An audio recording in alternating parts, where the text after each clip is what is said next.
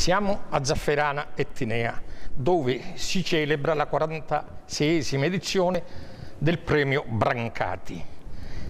Per la sezione narrativa quest'anno ha vinto il premio Nadia Terranova con il libro Gli anni al contrario della casa editrice Einaudi. Ebbene, signorina Terranova, da che cosa nasce questo libro?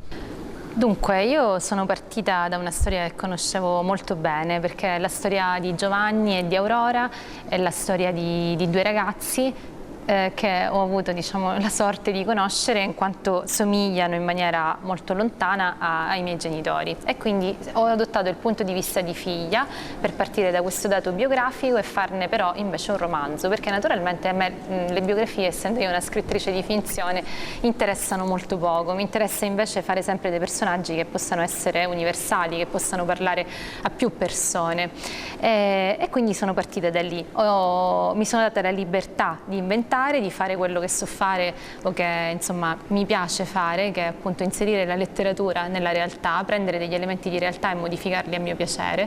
E quindi mi chiedevo come mai non è stato ancora detto molto su quella che era la vita delle persone comuni negli anni di piombo, e soprattutto non si è mai parlato di quello che avveniva lontano dai centri in cui le cose accadevano, le cose importanti, quindi lontano da Bologna, da Roma, da Torino. Che cosa succedeva a Messina? Non è vero che non succedeva nulla, qualcosa accadeva, qualcosa chiaramente che si vedeva da lontano, che però influenzava le vite delle persone fino a modificarle, a renderle qualcos'altro rispetto al punto di partenza. Dottore Quirico, lei vince un premio per la saggistica, lei è un giornalista che è stato in tutti i teatri di guerra. Cosa sente per questo premio? Cosa le suscita? Ma guardi, il libro per cui vengo premiato in realtà è un libro di viaggio, non è un saggio sull'estremismo islamico, sull'Islam, sulla situazione geopolitica del vicino Oriente o dell'Africa del Nord. È un libro di viaggio, quindi un libro che è strettamente connesso col mio lavoro. Io sono un viaggiatore di professione, attraverso luoghi del mondo e cerco di raccontare di uomini e le cose che vi accadono.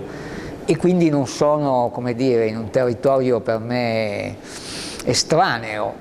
Il viaggiare è qualcosa di più che un semplice spostarsi da un luogo a un altro luogo, è in realtà un'esperienza interiore. Il giornalismo per me non è altro che il trasferire la mia esperienza all'esperienza di altri, cioè di coloro che mi leggono, pochi o tanto, non lo so, e farla diventare loro. Col sindaco, con l'assessore,